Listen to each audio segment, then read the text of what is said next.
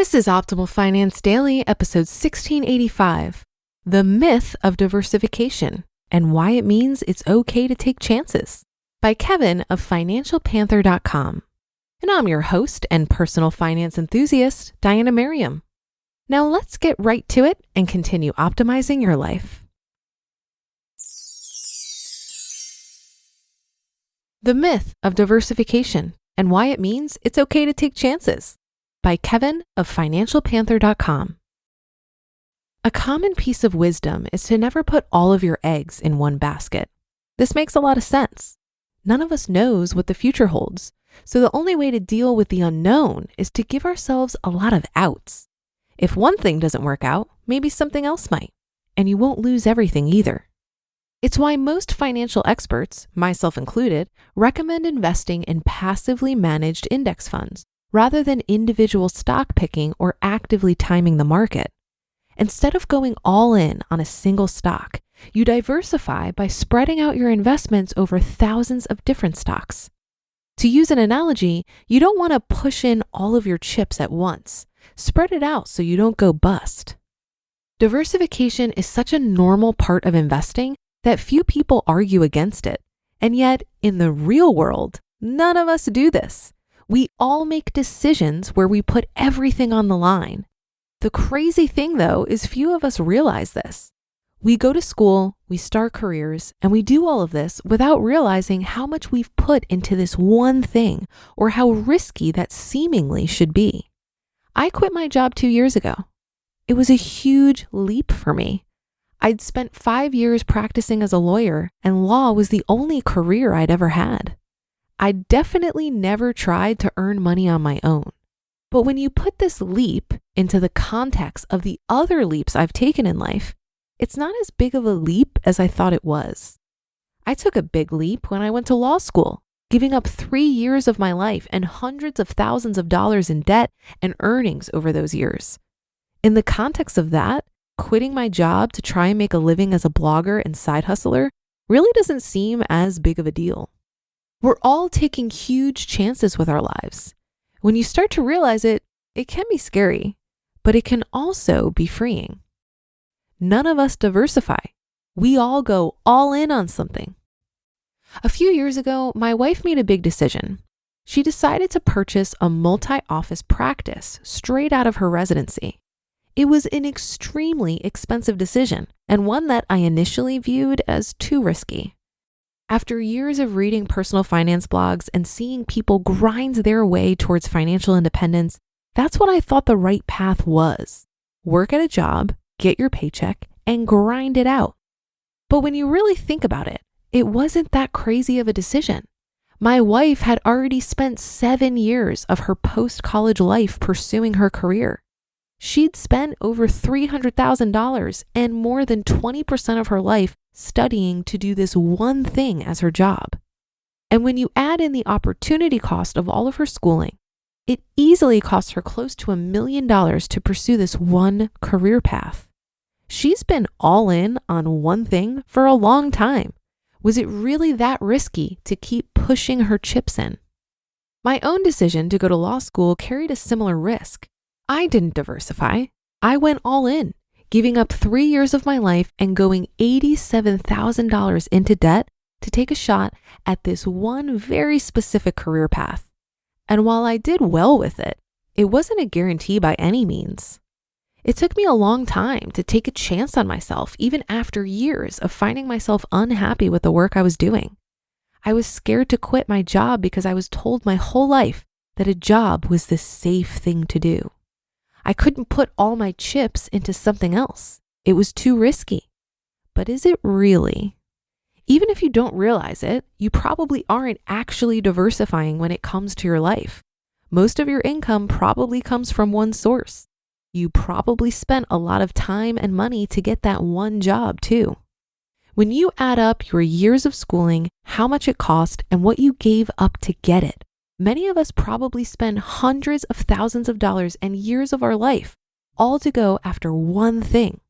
When you realize this, it becomes much easier to bet on yourself and take more chances. Realize that most decisions aren't life ruining.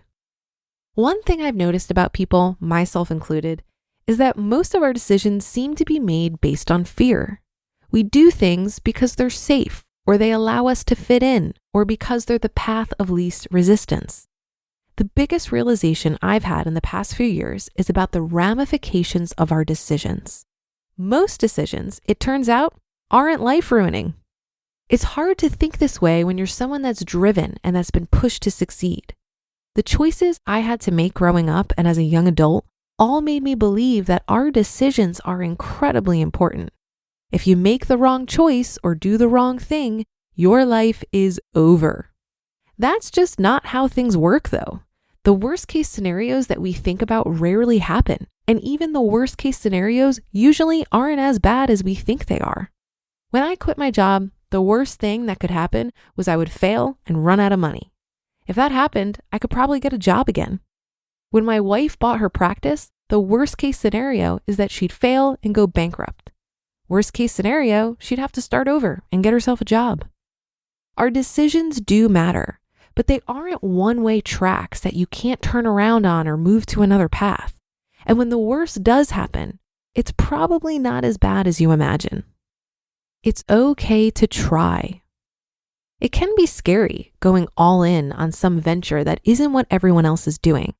But when you realize that almost everyone goes all in on something, including you, it can be freeing.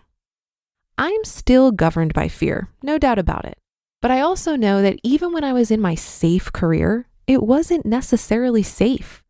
I put it all on the line to do that one thing. I could have failed badly. But people praised me for making the smart decision of going to law school because that's what people tell you to do if you want to be successful. No one tells you to quit your job and try to make money on your own online. The way I see it, if you're going to put everything on the line anyway, you might as well put it all on the line for something you really want.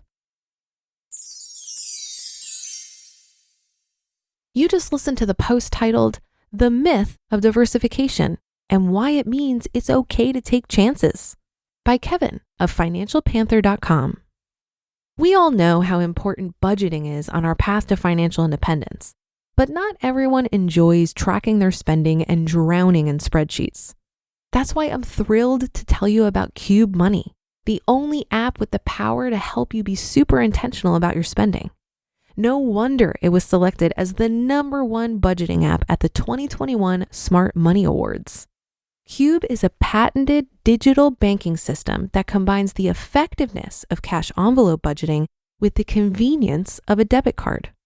All other budgeting apps are reactionary and require manual input or account aggregation, but Qube forces you to slow down and think about how much you really want something at the time you're making a purchase.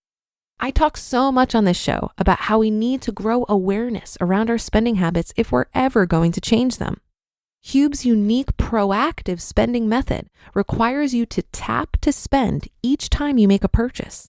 This creates real-time financial awareness and helps you stick to a budget before the purchase, not after. Head over to QubeMoney.com to get started. That's QUBE money.com to get started.